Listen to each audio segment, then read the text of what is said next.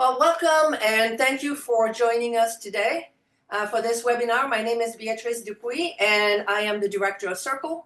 And I'm joined today by Kate Mackay, Associate Director, and Marisol Aguirre, Outreach Coordinator for Circle. And both of them will be monitoring the webinar behind the scenes. Okay, so while you still join us, I'm going to get started with a few announcements about Circle. For those of you who are not familiar with Circle, we are one of 16 language resource centers funded under Title VI by U.S. Department of Education. Circle is housed in the College of Humanities here at the University of Arizona. And our mission is to develop and provide quality instructional materials and professional learning opportunities to language educators that are grounded in research. For more information about what we do, the resources we offer, you can visit it would be useful if I could move. You can visit the two links at the bottom of this slide. On this map, you can see where all the language centers are located.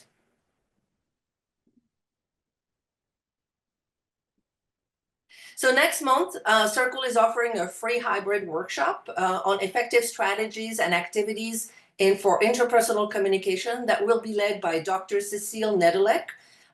You can scan the QR code or go to the tiny URL on this slide to register.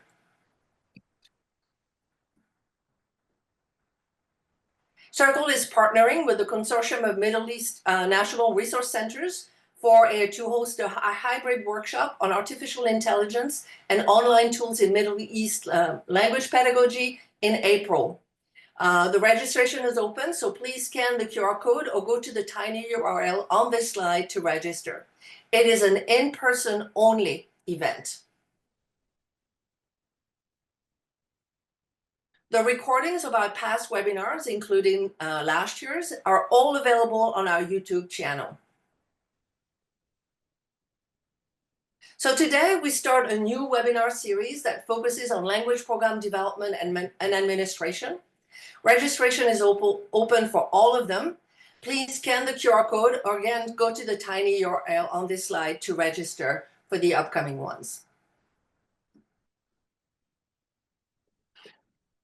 So this series is connected to the upcoming release of a new Routledge handbook on language program development and administration. For full details, please scan the QR code or again, go to the tiny URL on this slide. So today's webinar is the first of a three-part series focused on language program development and administration, and will provide you with an overview of important aspects of this work. Our presenters are Drs. Alan Brown, Cori Crane, myself, Beatrice Dupuy, and Estela N.A. All four of us have extensive experience in program development and administration. Alan Brown is a professor of Spanish Applied Linguistics at the University of Kentucky. Cori Crane is Associate Professor of German and Language Program Director at the University of Alabama.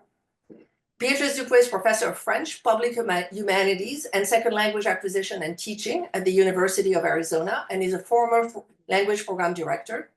And Estela N.A. is Professor of English at Indiana University, Indianapolis, where she chairs the English department and directs the English for Academic Purposes program. For more details on each of us and on our research, you can visit the webpage for this webinar on the Circle website. Cori, you will take it from here. Thank you, Beatrice, and welcome everyone. As an introduction, we thought we'd start off with some definitions and explain what we mean by this term language program administrator. While of course language program directors, LPDs, constitute a key part of this group, we've explicitly adopted the term language program administrator, LPA, since it conveys a more expansive understanding of being involved in the administrative work of a language program, however one might define that program. It includes positions such as course and level coordinators, undergraduate and graduate program directors, curriculum designers, language teacher educators and supervisors, department heads or chairs, and many others. So with this term LPA, we're referring to individuals who are responsible for the teaching and learning of a language in a formal university level program. In our webinar today, we're going to be focusing on key responsibilities of LPAs and considering in particular the type of research insights that are aligned to different aspects of the work that LPAs commonly do. So first, it's important to address the question, what role does research play in LPA work? Well, we argue that LPA work really lies at the intersection of theory and practice. Knowledge of theory, of course, helps inform the decisions that program administrators make about curricula, materials, testing, and teaching support, among many other topics. And LPAs are also really well positioned to contribute meaningful information back to the very fields that inform their work, while still supporting the educational experiences of teachers and learners in their local contexts. In the United States, where we are all located, but also globally, there is also an increasing need to justify the value of language education. This means that we as LPAs need to be able to research and explain what our students are actually learning and how studying another language connects to their personal and professional development. So we want to begin with a few questions for all of you to get a sense of your profiles and your backgrounds and interests. You'll see on the next screen a QR code that takes you to a poll with Mentimeter. We were having some technological problems prior to the welcoming you all in. I don't know if we've got that Mentimeter set up. So the first question that we want to ask you is if you consider yourself a language program administrator. It's very simple, yes, no. All right, so we're getting already some responses. So far, the majority is yes. I think we have about a third of the participants responding. Okay, so already we're seeing a good number of people who are in this position or have been in recent years. So now the next poll, will be about whether, if you actually answered no, can you tell us whether you are interested in this work? A lot of yeses. And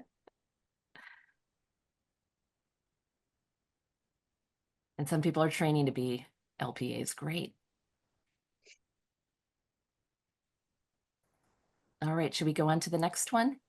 Yeah, so the next slide will be about, sorry, Cori, go ahead. No, I was just going to say the next one is a word cloud, and we're really interested in getting at your understandings of the work of LPAs. So thinking about your own experiences, administering, coordinating, supervising work in a language program, what main responsibilities come to mind? And if you don't identify as an LPA yet, what do you think are some of the responsibilities involved in this work? And you're welcome to write in multiple words. Okay, so we see advocacy. Curriculum was the first one that came up.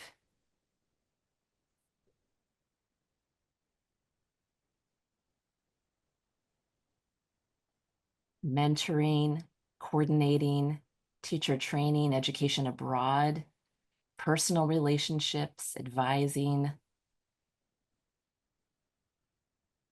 Evaluation is another big one that's coming up.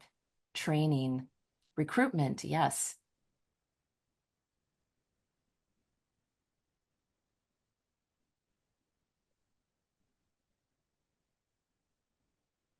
There are a lot of other words that are small and you can't see, but I think what we're getting is a sense of how multifaceted and expansive this the work of LPAs is. Great. So our handbook, which as Beatrice mentioned, is set to come out soon, actually this summer, fingers crossed, has 7 distinct sections, including insights from applications of SLA theories, testing and assessment, teacher education and professional learning, curriculum and course design, as well as materials development, descriptions of particular language program contexts, the integration of technology, and leadership and administration topics. So all in all, there are 52 chapters plus our introduction, with approximately 80 contributors being part of this massive project. And we don't expect you to read in detail this slide here, but this gives you a sense of the amount of work that went into the handbook itself. So in our presentation, we'd like to share key research insights from different sections of this work. Alan's going to begin by talking about SLA theories and testing and assessment. Estela is going to follow by describing the different contexts of university-level language programs that LPAs may oversee. Beatrice will then take us through research that's related to curriculum and materials development, as well as the role of technology, and I'll finish up by sharing insights on teacher education and leadership and administration. So our goal with this session is to highlight current trends and issues that are relevant to developing and administering university-level language programs. We will not only provide insights from research, but also point to what we and the many contributors as part of this project see as the major areas in need of more research as it relates to LPA work. So now I'm going to hand it over to Alan, who's going to get us started. Thank you. Excuse me. Thank you, Cori. So yes, I was assigned as co-editor to take charge or take the lead with the second language acquisition portion of the volume. And when we were brainstorming what we should even include, we reviewed many different books and journal articles, and we thought, wow, what should we include in a volume as big as this? And I don't think I was the only one, but I think I insisted pretty strongly that we need to help LPAs understand the importance of SLA theory and instructed SLA. And so the framing question that I'll begin with is this: can we explain why, that's referring to SLA theory, we do what we do? What do we do as LPAs? Well, you had a bunch of kind of managerial things there and administrative things.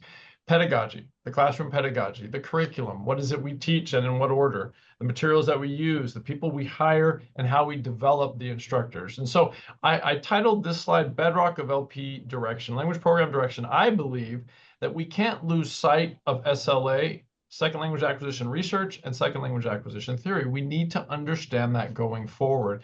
And so these chapters you see on the right are the ones that we've included related to second language acquisition research and theory. So if we go forward, we can click to the next. Oh, yes. Yeah, there we go. So one of the reasons why I think this is so very important is that we have arrived at some consensus on certain principles of second language acquisition and their implications, especially specifically for LPAs. So the chapter from Yves Zizek and Laura Marquez Pascual kind of outlines what these consensus-based principles are. First, and some of this is not new to us, but a lot of what I'm going to say is to help remind us just how important it is that LPAs understand these principles. Input should be, guess what? Comprehensible and relevant to students. Number two, I'm sorry, going on with number one still, but we need to modify input as needed to ensure students are invested in interpreting the input. So that has to go with relevance, contextualization, and personalization. Is the input we're giving, are the students invested in understanding it? Do they want to understand it? Do they need to understand it to complete the tasks? And so input, as we all know, as most of us hopefully know, is incredibly important. Let's go on to the next one. In language learning, and I think there might be a bullet underneath that. Let's see. Yeah. Language learning develops out of meaningful communication. So as we're putting together our curricula and as we're observing teachers, we have to say, is there meaningful communication going on, or is it very mechanical and scripted? And so we need to design tasks that promote interaction and the negotiation of relevant meaning. Much of this, as I said, we've learned over the years. That is why I firmly believe every LPA should have that standard SLA course, because we need to be able to put on our SLA lens when we're looking at our programs and we're looking at people we're hiring and their skill set, and we're looking at materials and whatnot, and classroom practice. So let's go to the next slide. 3 and 4 along the principles that Zizek and Marquez Pascual outlined. Instruction should be both form and meaning based. We've obviously have to have kind of a hybrid approach where we combine a focus on form, but also meaning. Students need to be able to start making form meaning connections. And if we only do meaning and don't do form, or if we only do form and not meaning, then they won't make those connections and their acquisition of the language will not advance and progress. I think there might be a sub-bullet there, which is drawing attention to form during meaning-based tasks, right? And I think we're aware of that. Now, this is a hard one for us that are embedded in language formal language programs that have structure, that have organization, that have numbers. We have our curricula usually have a number, a 101, a 102, and we give sequential numbering to our courses. But guess what? Language learning is not linear. This is so important for language program administrators and instructors and all stakeholders to understand that it's not linear. So it's not that every single learning objective at every level is going to be acquired by every student as they move forward in lockstep fashion. Interlanguage development does not presuppose predictable progress with accuracy. It's so hard to swallow, so important to understand. We need to understand that very statement. Interlanguage development does not presuppose predictable progress with accuracy. Clearly, more advanced students do better than less advanced students. Future research, yes, go for it. Thank you. Future research. Here we go. How do widely accepted principles of SLA theory align with learners' subjectively perceived needs and instructors' understanding in practice? How do we manage misalignment? The bedrock, as I said, of the entire enterprise of a language program is second language acquisition and what we know about how it works. But what happens when there's misalignment between what program administrators and instructors believe it to be, and students and stakeholders and parents and tuition-paying parents especially? How do we deal with that? We need to learn more about that, and we need to learn more about these folk notions of SLA and how we can have kind of a positive influence and help all stakeholders arrive at a consensus. So now we're going to go forward and we're going to go into the actual classroom. We're going to get a little bit more into the detail. So we had the bedrock was SLA. Now we've got the foundation. So bedrock is what you affix your foundation to, correct? So you've got the bedrock, which is literal or metaphorical rock, and then you've got your foundation, which is maybe you're drilling holes in the rock, and you put in, what do you put in there? Instructed SLA. The framing question now is, how does the classroom context specifically, because that's what we're all about, classroom context, an individual learner profile affect SLA? We've got a classroom context with certain restrictions, certain parameters within which we're working, and then we've got all these different students. So Ron Liao wrote a fabulous chapter about the psycholinguistic constructs that are implicated in the design and deployment of classroom tasks.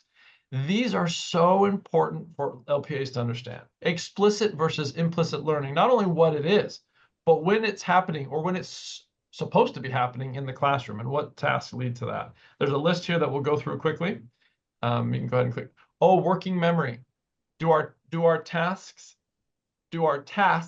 tax working memory, and to what extent? And what does that mean for learning? Attention.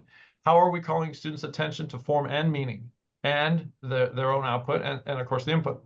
Awareness of forms. That's a big one. It goes along with the noticing hypothesis. Let's keep going. The depth of processing. In this chapter, Ron does a great job of making a point about how important it is that we realize the depth of processing, that the activities and the tasks we have students complete, to what extent it engages different levels of processing. Oh, and then prior knowledge, the schemata that students bring to the task and to the classroom. And this, I love this quote I pulled from the chapter. So if you want to read, this is just a little teaser. If you want to read the whole chapter, hopefully you'll buy it. Or maybe you don't buy it, but your library buys it. I know it's going to be prohibitively expensive, although I didn't say that. Based on the ISLA literature, the deeper the level of processing and the more cognitive effort expended, the higher the level of awareness and the more likely the learner engages in hypothesis testing, rule formation, metacognition, and reactivation of previous knowledge. These are principles that we have to understand, that we have to be aware of in the materials and the way the teaching is going on in our programs. And I think it's important to understand that. Let's go on now to evaluation and assessment. Oh, sorry, not yet. We're going through the profiles of impact of learner profiles on instructed SLA. Excuse me. This is basically talking about the different types of learners in our classroom. So let's go through this list quickly. These are the different chapters. Heritage language learners have unique needs. Lotto talks about fixed cognitive and dynamic socioaffective differences. Let's keep going through these. Menke, oh yeah, differentiated language instruction. Achieved through a dialogic process. Co-construction of interculturality with emphasis on process. We'll keep going through these. Heightened awareness of sociopolitical realities. This is a big thing for certain contexts that we can't overlook. Let's keep moving. And the future question or future research here is how do cognitive, social, affective, identity, and educational factors interact with classroom language learning in the local context? So we have the principles of SLA and instructive SLA. What about our context? And what about our learners? So let's go on to our last section that I was in charge of.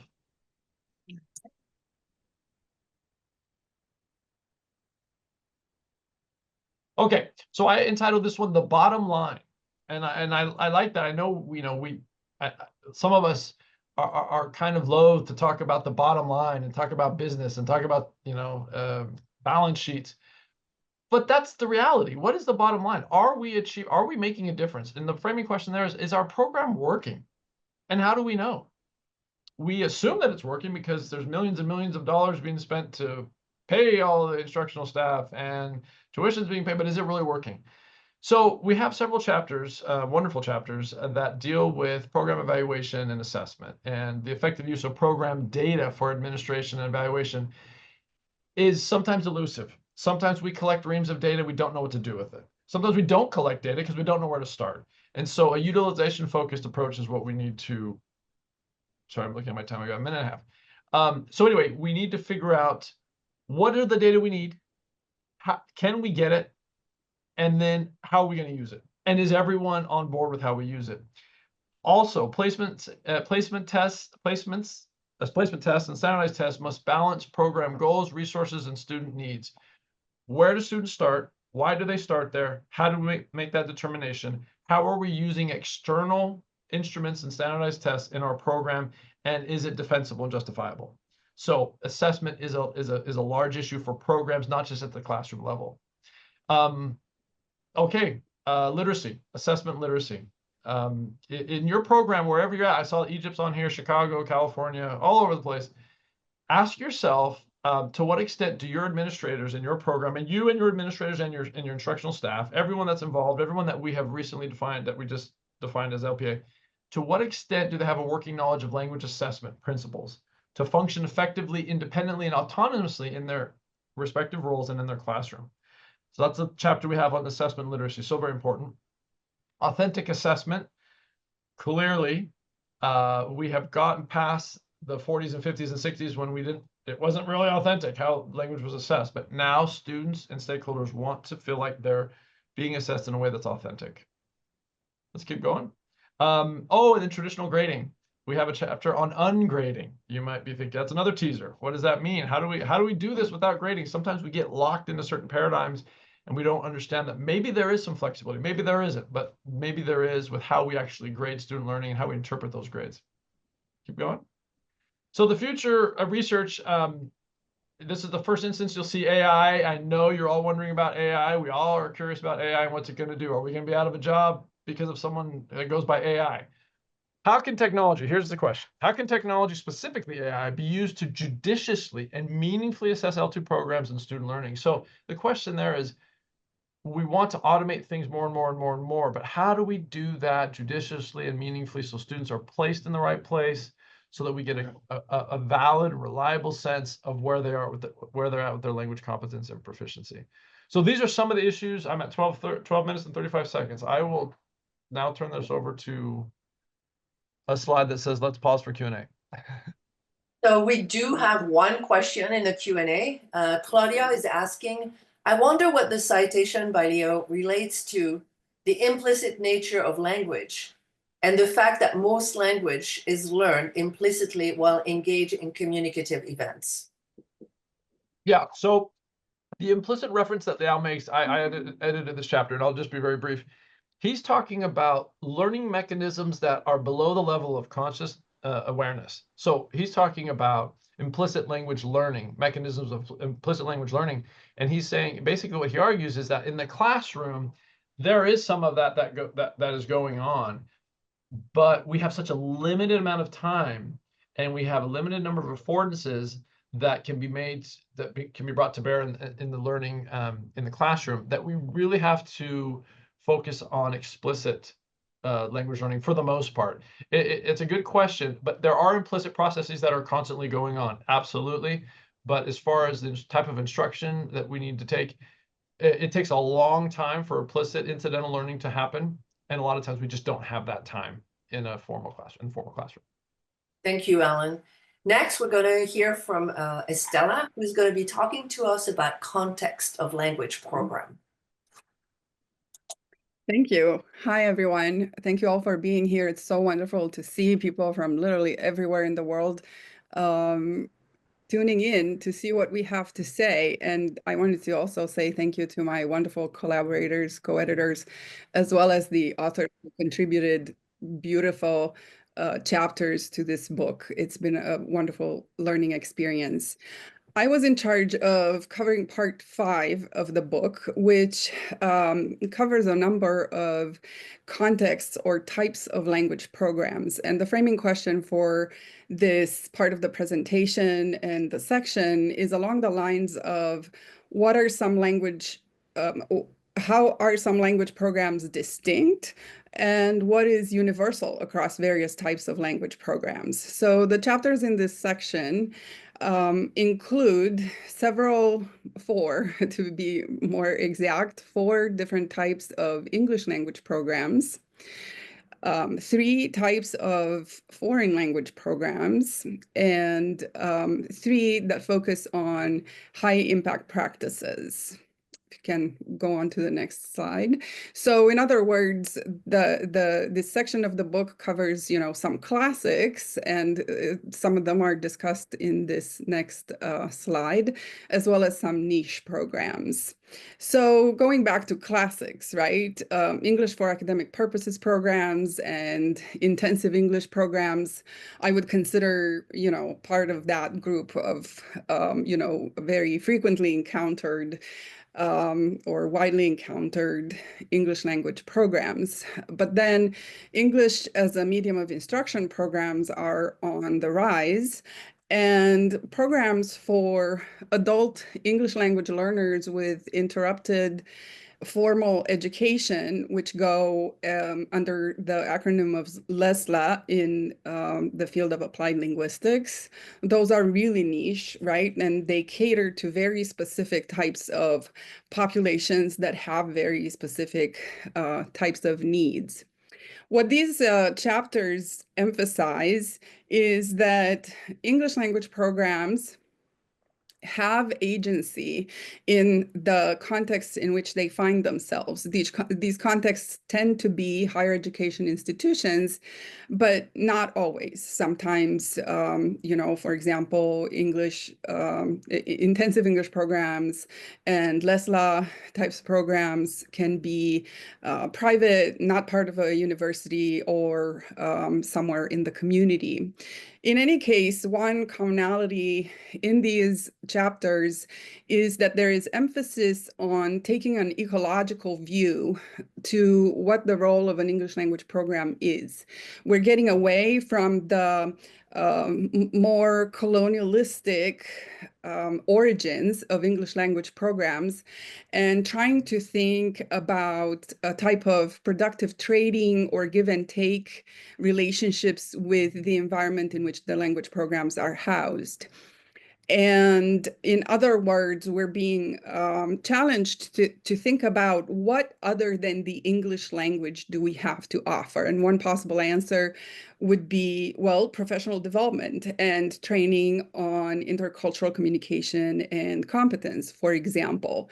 But we come back to something that Janico puts very eloquently as to be innovative means to be flexible. So language programs, and in this particular case, we're talking about English language programs, need to be innovative in order to, or flexible in order to stay alive, basically. Some challenges encountered in these types of programs are, it really comes down to concerns with quality of the administrator. So, for example, a couple of chapters talk about how some administrators rise through the ranks and maybe even unwillingly or reluctantly take over a leadership role in an English language program, and this is fine. It works. It can work. Whereas in other situations, people, with degrees and special training obtained prior to occupying that kind of position come into the role.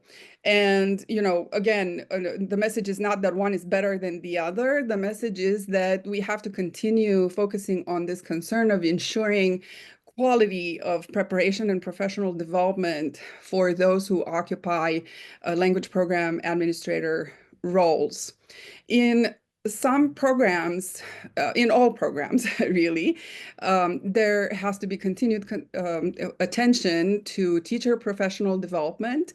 And in some specific cases, more than in others, student preparedness is very, very, very important. So, for example, in English as a medium of instruction contexts, the proficiency of the students who end up in those kinds of programs and the way they are prepared for participating in that kind of program is very, very important.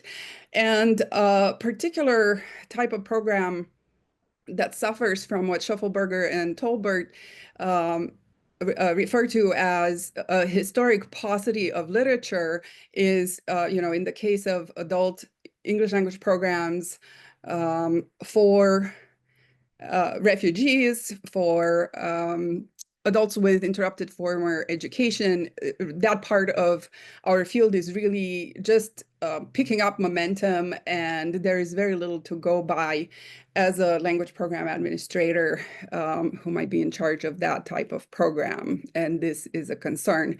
As Alan also mentioned, technology comes up in every single chapter as something that we need to be informed about, that we need to have constant professional development about, and AI is mentioned as something that's really changing our world and we need to keep focusing on. Next slide, please.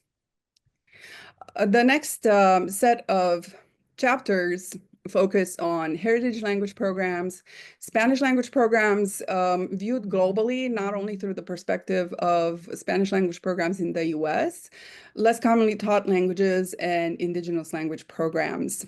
These chapters also try to identify, and actually do identify, and propose certain frameworks for understanding what are the quality markers, right? How do we define a good program? What are some of those characteristics? And you can look through all of these chapters, especially the one by Sarah Beaudry. I would start with that one to recap some of these quality markers. Some specific concerns or challenges in these types of programs are related to having to choose which language variety to teach in the program, and with building positive learner attitudes towards the languages or towards the teachers they encounter, so that students decide to enroll in those courses after shedding some of their maybe negative perceptions or limited perceptions of the target language. In the case of programs that have to do with less commonly taught languages and indigenous programs, some attention, a lot of attention is already also given to, again, lack of materials and research to inform the LPA's work in these types of programs, the issue of linguistic distance between the target language and English, which comes up more than in other types of programs. There are some very innovative solutions proposed, especially from the chapter on indigenous language programs, such as micro-teaching and co-teaching with community members and community engagement in general are proposed as a new type of high-impact practices that can really make a difference in the survival, in the well-being of these programs. And needless to say, in the case of indigenous language programs, we are made aware, or we're being reminded that the matter at the core of the work of these programs is goes much beyond, teaching a language. Rather, it has to do with the survival of a language and or languages and cultures, as well as building future generations of teachers of those languages. Next slide, please. And finally, the last group or subgroup that I identified is made up of these 3 chapters that, in my view, focus on high impact practices that can be part of or even define the identity of a language program. So, for example, a language program can be, built around study abroad, or just incorporate study abroad to a certain extent or a lot. Then service learning also, got our attention, and we dedicated a chapter to service learning, as well as workplace-oriented programs. So what these have in common is that they focus on, as I said, the effectiveness of high-impact practices, the importance of connecting to authentic contexts, and the importance of community. Next slide, please. So to conclude, what we see in this section is that the work of language program administrators is important and complicated and heavy with responsibilities. There are several areas of research in the field of applied linguistics, and particularly in this area that focuses on understanding language programs and how they work. Several areas that need to be filled and developed. What we get out of this section of part 5 of the book, the chapters I just reviewed, is, again, to remind you, language programs have agency, and if they feel like they don't have enough agency in the context in which they find themselves, they should claim more of it and claim a spot at the table. A major responsibility of a language program administrator is to advocate for the program and the students and community that program serves. Collaboration within the program, between teachers and administrators, but also between the program and its larger context, is very, very important for the well-being of a language program. More research is needed, and I highlighted several areas in which research is really, really just beginning to take off the ground, and there needs to be more of it. We need to be aware of technology and stay on top of it if we can. And what I really liked about this section was that several chapters really called on us to think about ethical alternatives to the usual ways in which language programs have been operating, with emphasis on becoming more and more engaged in the community. Even in the case of study abroad, for example, there's a proposal to try out domestic immersion rather than trying to send all students on study abroad, which we know is not particularly effective and definitely not possible for many of our students. So with that, I will wrap up. This is wrapping up my section, and I think we have time for a question or two. Great. So it looks like we have one question already in the Q&A for you, Estela, from Abdelkrim, who asks, is it advisable to use world literature for ensuring interculturality? So maybe some of those chapters addressed world literature. I don't think any of the ones that I summarized address that specifically. My personal answer would be yes, of course, but so maybe the speakers who come after me can add to that, but it was not specifically addressed in any of the chapters that I covered. Yeah. Yeah, I think we'll keep this question for later. and we might be able to come back at the end. Okay. We have a second question. Are there any considerations for using immersive technologies such as VR to support LCT languages, less commonly taught languages, LCTLs? I wonder if that's not a question to keep for later as well, right? We Yeah, have the technology. who's talking about technology, right? So let's bank that one too. These are great questions, big They are questions. great questions, yes, but I Yes. want to take from the material that you're covering. So, and a final question from Youssef is, what is the role of communicative competence in this framework? So of course, there are different frameworks that are used across this section, right? That the authors use in their chapters. Right. Yeah, it's embedded in there. I wouldn't say that communicative communicative competence. Yep.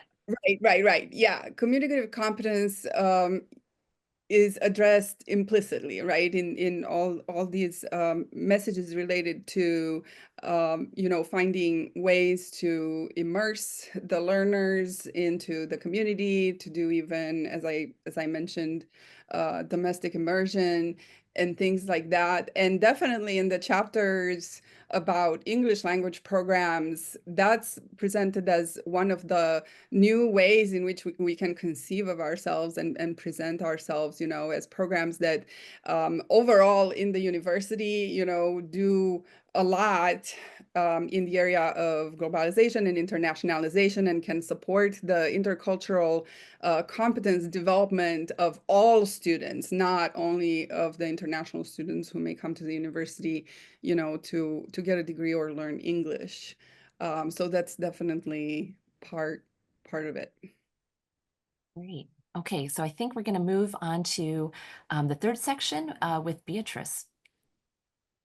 Yeah, so I'm going to be focusing first on curriculum and course design. And the framing question for this particular slide was, when designing a curriculum or a course, what do we need to establish first, right? And the graphic on this slide represents an overview of the elements that need to be considered in curriculum and course design. So, for example, context. And Estela just discussed the importance of context in language program administration. So understanding the context helps ensure that the curriculum and the courses in it are designed with relevance in mind. So questions to be focused on are who are the students, who are the instructors teaching in this program, what is the purpose of the program, and so on and so forth. Another set of questions to be addressed concern the institution where these programs are housed. So Estela briefly mentioned internationalization, for example. What is the strategic plan? What is the mission? What kind of institution is the program housed in? And what is technology access, which was also discussed. And then also we need to consider the instructional context. Is the course that students are taking, is it a prerequisite? What is the number of credits, for example? What is the course format? What is the class size? How long is the course? Is it a semester long? Is it a quarter? Or is it a half-term course? So all these elements that are particular to context are very important to consider when we want to design a curriculum and a course. And before Estela, Alan underscored the importance of SLA principles in language program development and administration. And we know that language curriculum and course design is part of the field of applied linguistics, and therefore must draw on current available knowledge, i.e. SLA, for example, and offer to meet the programmatic needs to be of the students, right? Integrating standards in the curriculum, in curriculum design, can also provide the basis on which courses can build on each other and can provide a framework for assessing student progress and program effectiveness. So in their chapter, Malone and Zamora talk about the ACTFL standards, but we could also think about TESOL standards. We can think about the Common European Framework of Reference. All these different frameworks can, in addition to SLA principles, offer guidance in how to design curriculum and courses. Another element to consider when designing a curriculum and designing courses is needs analysis. As Bocanegra-Valle underscores, needs analysis is a precondition to curriculum and course design. It acknowledges, so needs analysis acknowledges let's say not only the students, but also and the needs of these students, but also the needs of the teachers who are teaching in that program, right? Oftentimes when we think of needs analysis, the focus is on students, just students, but it also includes the needs of instructors and what it can reveal in terms of their lacks and wants that could impact their teaching practices.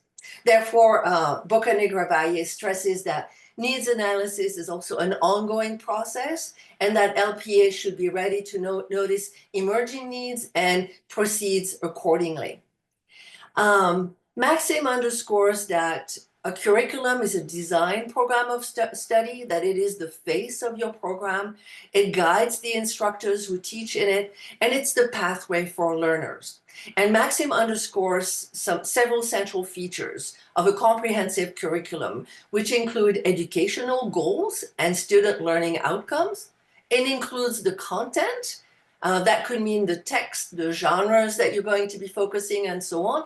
And also focuses on, it includes the sequencing and teaching of that particular content.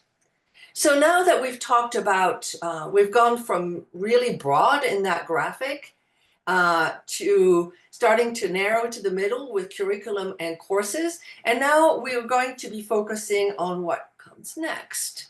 So what do we do next? We've talked about curriculum, and now let's focus a little more on courses. So courses are building blocks to enact the curriculum. And in recent years, a particular framework has gained a lot of ground. Understanding by design, that you may know under another name, backward design, which is a stage planning framework central to curriculum and course design. And here you have a graphic that represents the different stages in that particular framework. So what this framework presents is an alternative to forward design, and it is an inquiry-oriented model.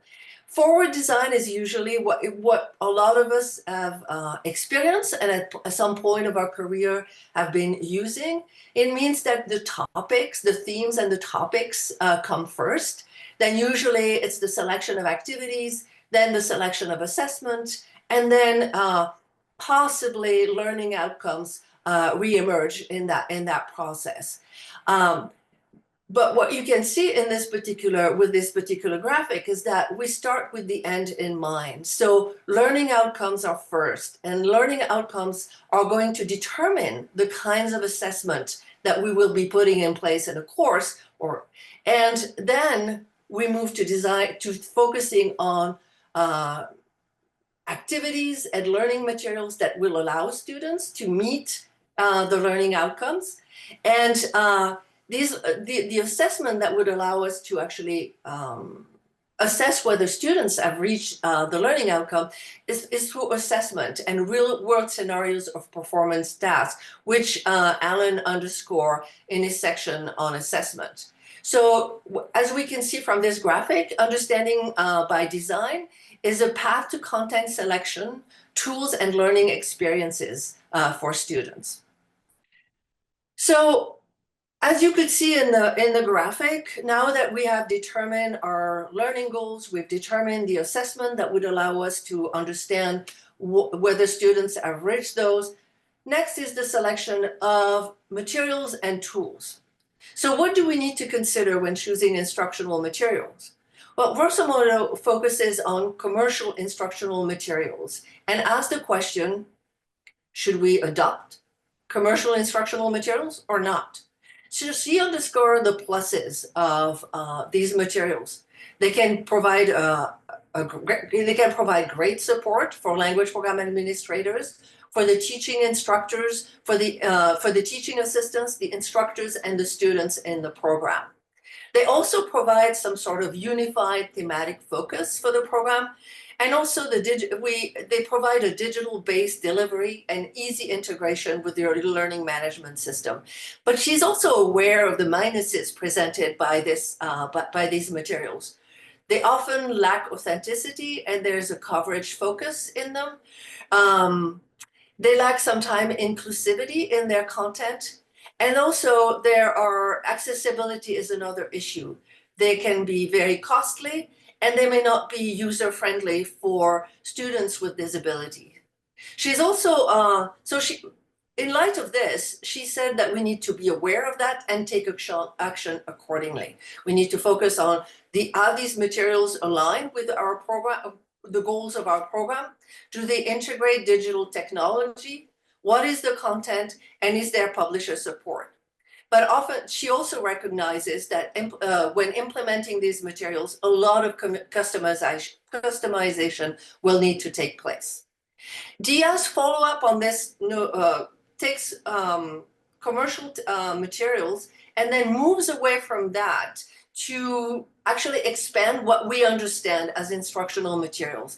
And she defines instructional materials as tools, any tools or resources used to support, enhance, and guide the process of language learning. So these can be multimedia resources that you can find on the web, digital platforms, any forms of realia, and learner-generated content.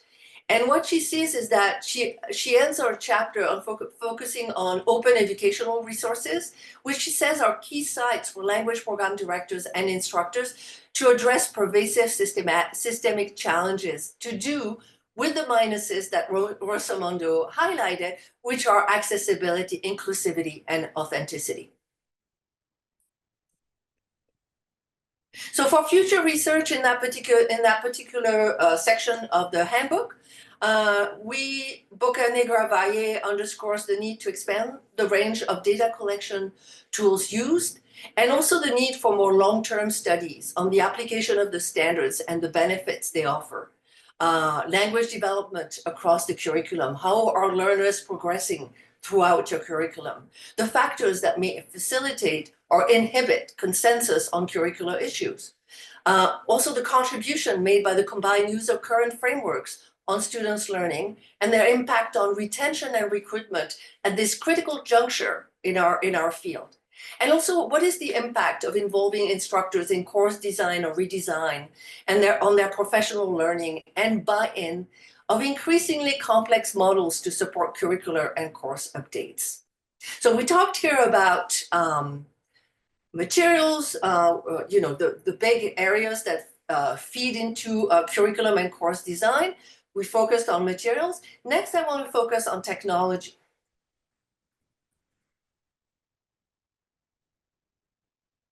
So what is the framing question is, what do we need to consider when choosing technologies and digital tools? Where Gertler and Gleason says yes to technology, but we have to ask for what? Just integrating technologies for the bells and whistles that they bring to the experience is just not enough. So we need to let the student learning outcomes and the pedagogical principles drive technology use, not the technology. And also technology, and it relates to one of the questions, but we'll come back to this later on. Technology also allows us to expand learning opportunities, but we need still to remain cautious. So for example, virtual exchange, which is inquiry-oriented and community-oriented, but may present challenges in terms of technological barriers, language abilities of the learners, and cultural misunderstandings. Also, machine translation. Language education goals that include more than just the accumulation of skills open the possibility of using machine translation in our courses as an additional means to further exploration of meaning-making processes.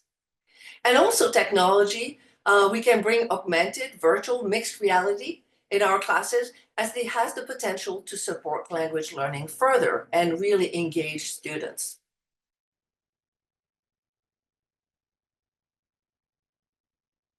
Technology, yes, but we need to be aware of issues, as underscored by Gertler and Gleason and Toms. We need to consider cost to programs, cost to students. Is it scalable? Do we have support in our institution to engage in these technology-based activities? We have to ask ourselves, is it accessible to our students? What are the ethics of using some technologies like AI, for example? And is it also sustainable? We know that sometimes we will make the use of tools that have a free option. But sometimes these companies disappear, and then what happens with that, right? So in terms of technology, future research that has been highlighted in these chapters are that we need to develop and assess pedagogical resources and models for the integration of technologies, including machine translation in language program. We also need to examine machine translation in underexplored contexts, such as study abroad and pre-service language instruction. All right, let's pause and see if we have any questions on this particular topic of course and curriculum design. Excellent. Yes, we have 4 questions. I think I can combine the top 2. Claudia Fernandez asked why textbooks were not, so maybe this was answered in the end, but the question was, why were textbooks not mentioned in the framing questions on that first slide of the section? Because a lot of LPAs start there from a textbook when they do their work. And then she also commented that many OERs mirror the shortcomings of most commercial textbooks. Yeah, so that's true. If you recall, I don't want to go back in my slides, but if you recall the particular graphic that we used, this is the ideal model to curriculum and course design, where we need to consider principal context and needs before we zoom in on curriculum and course design. And in terms of curriculum and course design, I did acknowledge the fact that in many cases, our course materials will be determining oftentimes the curriculum and certainly the course design, and that falls under forward design. But here in this in the course design chapter, the emphasis was put on understanding by design or backward design, where we need to start focusing with learning outcomes first, and then that will influence what we do with our textbook, the selection, the customization that might actually happen in order to provide a curriculum and courses that allow students to meet these outcomes. So I'm not sure that answered the question, but if Claudia would like to expand on that question or has something more specific in mind, I'd be happy to answer it maybe towards the end of our webinar. Okay, I wonder if do we have time for one more? There are 4 others in the chat. I could prioritize one if we have time for one more. I would feel more comfortable if we were moving on and then keep some time at the end to entertain the remaining questions. I agree. Okay. Well, thank you. All right, Cori, you on. All right. Hello, everyone again. So I'm going to be talking about some of the major themes that emerge in the 7 chapters that are focused on different aspects of teacher education and continuing professional learning in language programs. And as you can see here on this slide, the framing question across these chapters is, how do we help teachers develop in their teaching while supporting them where they are? So many university-level language programs, LPAs may supervise a range of teachers from very novice ones, like graduate student instructors, to more experienced lecturers and instructors who may have years of training and experience already under their belts. So context really matters, and LPAs may need to take a differentiated instructional approach to teacher development to support all teachers who are teaching in their programs. Now, it's clear from the contributions that teacher supervision and mentoring are relatively underexplored in the scholarship. At the same time, they do represent a crucial area of work for LPAs. So as some of the authors in this section point out, good teaching drives successful student learning outcomes. So there's really a lot at stake, and we need to spend time thinking about how it is that teachers are trained and learn to teach. Interestingly, several contributors in this section pointed to paradigm shifts that are occurring in our field, paradigm shifts that impact how LPAs train and mentor language teachers in university language programs. So I've listed a few of them here. They're probably going to be familiar to you. A focus on multilingualism in response to years of the dominance of the native speaker ideal and linguistic purity. Also emancipatory and social justice-oriented pedagogies. This came up very strongly in the accreditation chapter by Fox and Staley. And then a number of chapters focused on the shift towards thinking about language use and language development as meaning-making practices, and of course the movement of multiliteracies. This appears in graduate student teacher education, but also in continuing professional learning of teachers. Next slide, please. And within the field of language teacher education itself, a constructivist lens has been adopted to understand better how teachers develop knowledge and improve their practice. This has been associated primarily with a focus on helping teachers develop conceptual understanding of their practices. So moving from the everyday concepts from a sociocultural theoretical perspective to scientific concepts. And Kate Pisani has a really nice chapter that investigates that within the context of continuing professional development. Today's language teachers require an expanded set of skills and competencies that include global and intercultural competence, with the goal of becoming, as Fox and Staley note in their chapter, quote, deeply and critically reflective educators. So that has to be our goal. This allows teachers to be able to take agency in their own learning. A major theme across all of the chapters in this section is the essential role that guided critical reflection plays in all aspects of training, educating, and supporting teachers in their development. And related to this point is the recommendation that LPAs, I'm sorry, if you don't mind going to the next one. Related to this point is the recommendation that LPAs support teachers through inquiry-based models. So this might take the form of peer observation. We also have a chapter that's devoted explicitly to practitioner research, although practitioner research is one of those tools mentioned in many of the chapters.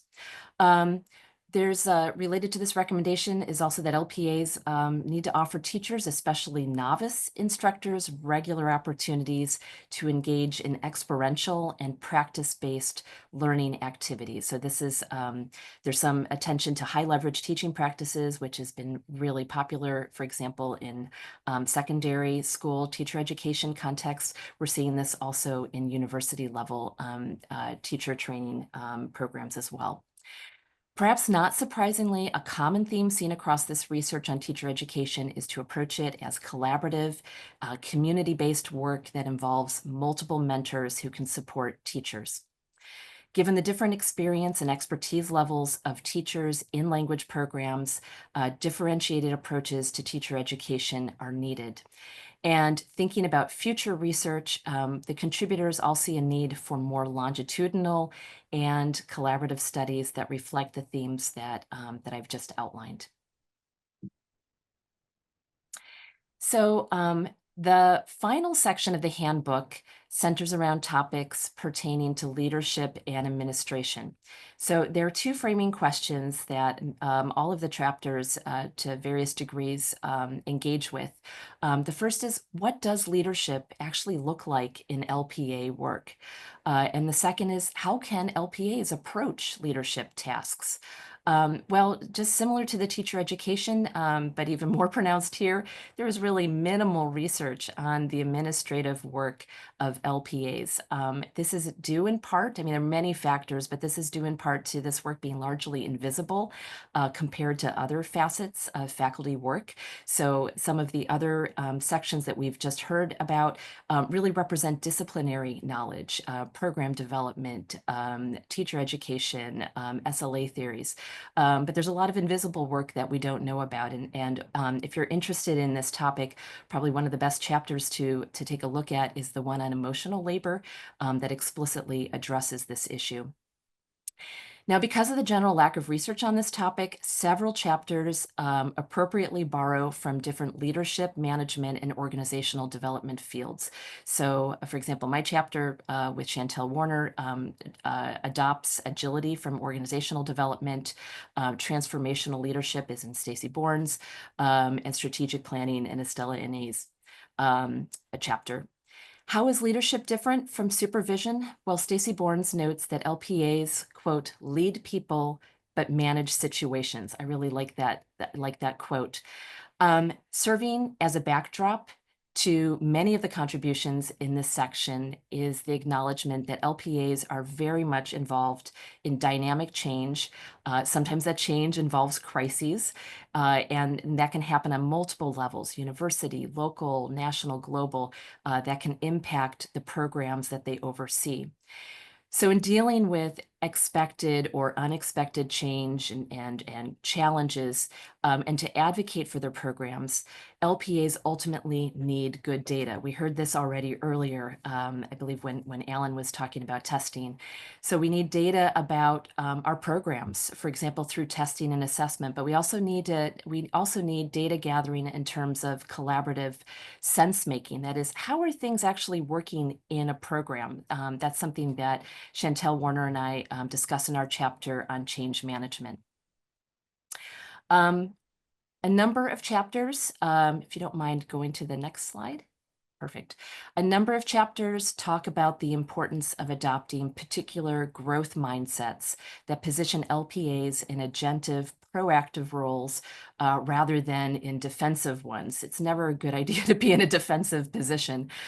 So to provide with some examples, Bill Nichols talks about taking on an entrepreneurial mindset when it comes to advocating for language education and language programs.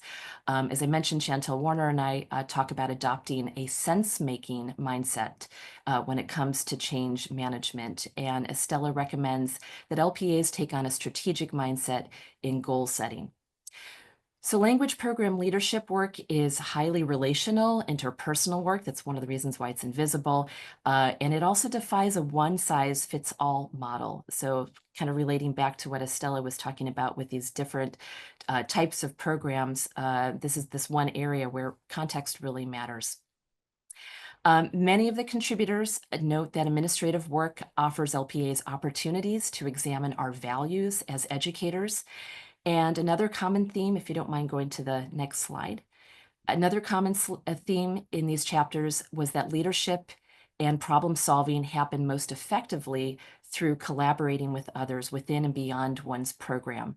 So LPAs also need to embrace inclusive approaches to leadership. That includes in managing budgets and thinking about hiring and workplace practices.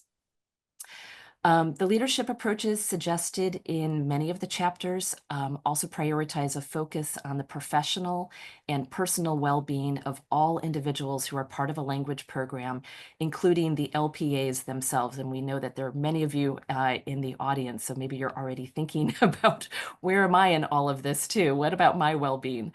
So as I mentioned, we really need more research in this area, including rich qualitative research, as well as cross-institutional research to begin to identify systemic issues that make administrative work challenging and maybe also fun too. But to understand LPA's contexts, the ways in which they approach leadership tasks and challenges in their work. All right. So I think we're going to pause briefly for any questions that you might have about this section, and then we're going to share some concluding remarks. So I think I'm the one in charge of this. So I will. There's some really couple really good questions from Aparna Nayak, who asked this, Cori. Do you have advocacy? I mean, this is the $1 million question, right? Do you have advocacy for tips for LPAs who work at universities where language education is not an institutional priority, such as large public universities with no language requirement? Let's start with that one. Oh my gosh, this is a really big question. That's a big one, but And- I think it's a crucial one. I'm just gonna leave it at that. Yeah, so I would encourage you to read Bill Nichols' chapter. He is actually a Spanish literature professor who's been very involved in the MLA and ADFL. And in his chapter, he talks about a lot of like really practical advice, but also talks about the issues at hand. And he advocates for a tentacular, I hope I pronounced that correctly, a tentacular approach to language advocacy. And that is that you have to be hitting it from like all angles. And the other thing is no one person is in charge of advocating for language education in a department. This is something that everybody really needs to be part of.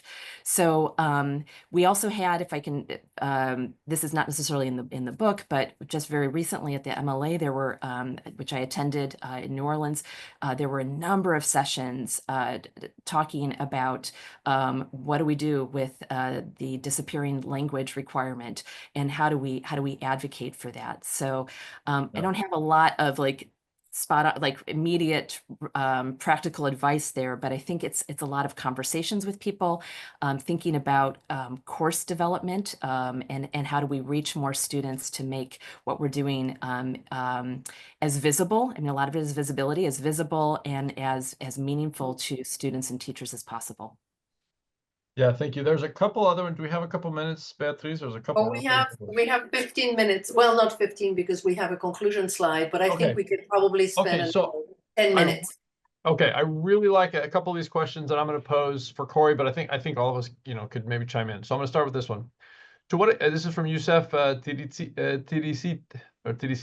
To what extent do you agree that quote unquote microwave, which I assume means either abbreviated or express kind of teacher training programs, have led to a decline in teaching standards? And I understand the question to mean when we try to run people through a quick or an abbreviated or a superficial or a light teacher training experience, how is that undermining teaching standards? Yeah, that is such a great question, and I've never heard the microwave metaphor, but I hadn't either, but I kind of inferred.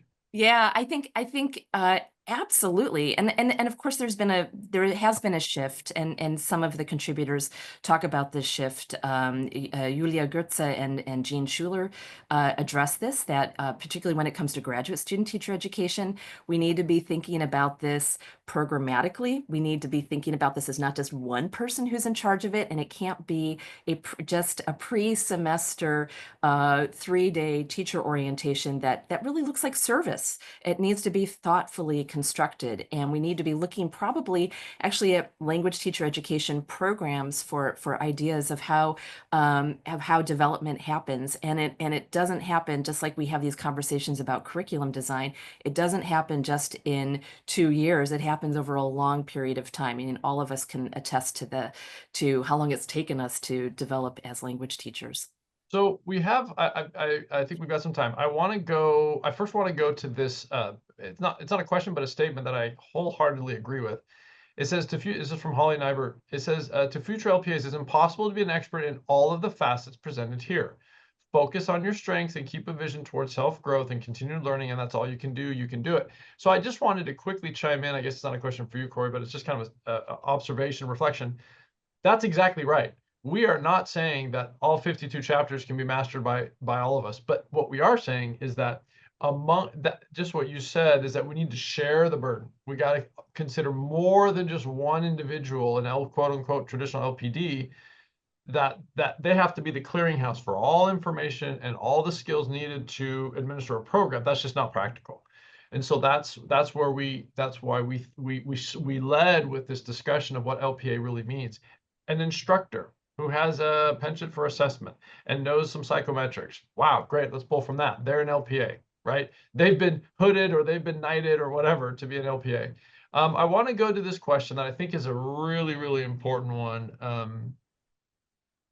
That says this: I know that some LPAs may be afraid of program evaluation for fear of getting more than optimal results that may impact their reputation. I'm thinking they mean less than optimal, but for getting certain results that may impact their reputation with chairs, deans, provosts, etc., especially in these times of closing language programs.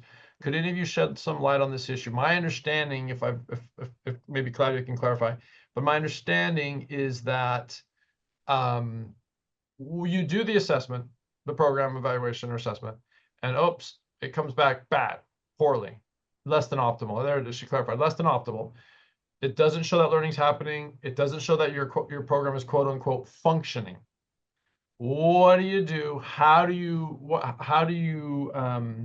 strike up conversations with upper level administrators, deans, et cetera, to explain those results? Do you hide them? Do you lock them away behind, what do we do? And I'll let you start, Cori. Yeah, I mean, I think that that term managing up is really applicable here, and it's largely about not being afraid, being proactive, because you may need to share those results anyway. Most people do need to engage in formal language program evaluation, but you want to be in the position to be in charge of that narrative and be able to explain what the data mean and the factors that impact how they're interpreted, because of course they can be interpreted in different ways.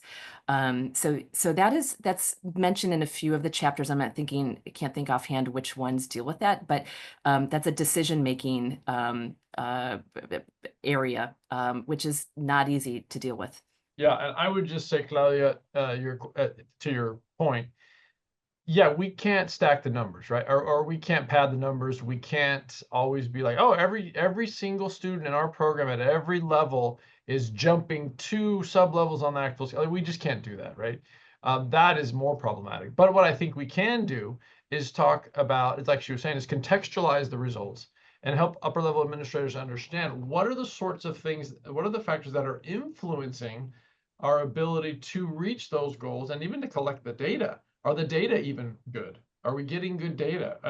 And help them understand and be able to interpret appropriately, given the circumstances. What is keeping us from improving this? And like Cori said, we have to be out in front of that narrative and tell the dean, this is why I think we're not progressing. Let me give you very specific things that we should and could be doing as a program, both you at an upper level administrative position and me at my departmental or programmatic level, that we can do to move the dial, right, on these numbers. And I think as long as we have a specific plan or specific reasons and we've thought through these data and the results before we present them, then I think we can very intelligently, cogently, and coherently argue or help them understand why they are what they are. In the interest of time, maybe I can move on to our final concluding remarks, and then we can get back. Yes, I think we're good. Does that sound good? Mm-hmm. Okay, yeah. All right. Perfect. So just very quickly, there's just one slide, although there is a little bit of text here. I'll talk you through it.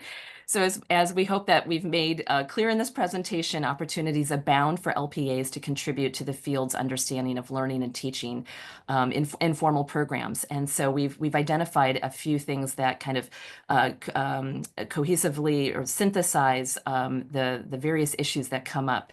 First is we really need to continue to question our traditional teaching, learning, and administrative practices.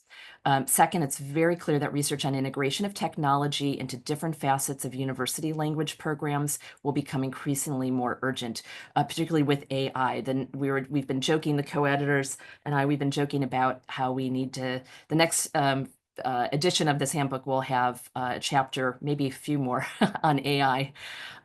We need to understand how learning and teaching happen within programs as ecological systems to consider the different factors that impact the learning and teaching of languages in higher ed. There's some very helpful models here that take on ecological approaches to LPA work and understand this work is primarily relational. We need to invite in and validate as a field more classroom-based and practitioner research so as to engage multiple perspectives that will help us understand language learning and teaching in university language programs and to better understand these misalignments that may come up. And finally, it's really important that we also capture the processes, not just the what, but the how that enable successful teaching and assessment, curriculum development, professional learning, all of this work in language programs. So thank you very much for staying with us, and we'll return to the Q&A.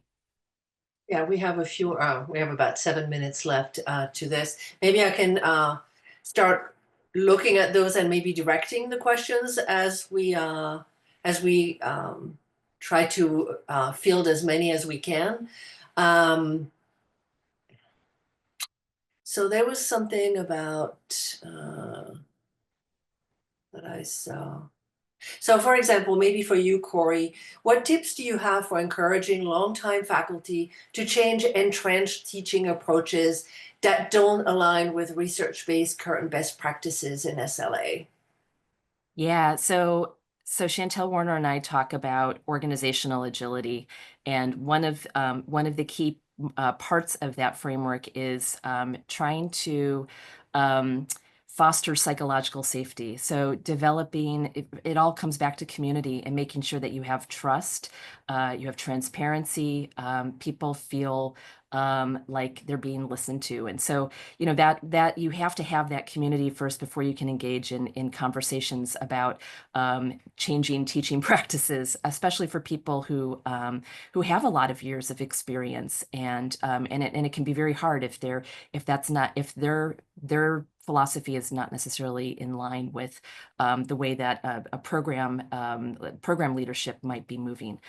So that's one way. I think a lot of the ideas that came up in the language teacher education section on peer observation is really helpful, and thinking about built-in mentorship too. So having people who are in sort of so longtime teachers, putting them also into quasi-leadership positions. Great, thank you. So maybe following that, and I think you touched on that a little bit, Cori, Youssef is asking, how do you reconcile the needs of multiple stakeholders in a program? Or maybe somebody else, if you want to jump in, please do. That's again another multi-million-dollar question. I think I don't want to take a kind of a pessimistic or fatalist kind of approach, but I think to some extent we have to accept that we're not going to be able to please all stakeholders or fulfill all stakeholders' expectations all the time. But as long as we're clear with what we think we can do and should do based on all that we've just talked about, SLA theory, principles, curriculum design, course design, management, etc. As long as we're clear on delimiting, not limiting, but delimiting, saying, okay, this is what we can do, and this is what we can't do, or what we're not trying to do. I think that's important for stakeholders to understand. Like, we have to help stakeholders set realistic expectations as much as we need to set realistic expectations for our instructional staff as far as how much each individual learner can grow over a 4-month, 12-week, 8-week, 16-week period of time. So I think the biggest thing is to say, hey, here's what we can do. This is what our goals are. We're trying to push ourselves. We can't do everything. Yeah. Let me see. Well, maybe I'll take this one because it's related to a particular chapter that I covered.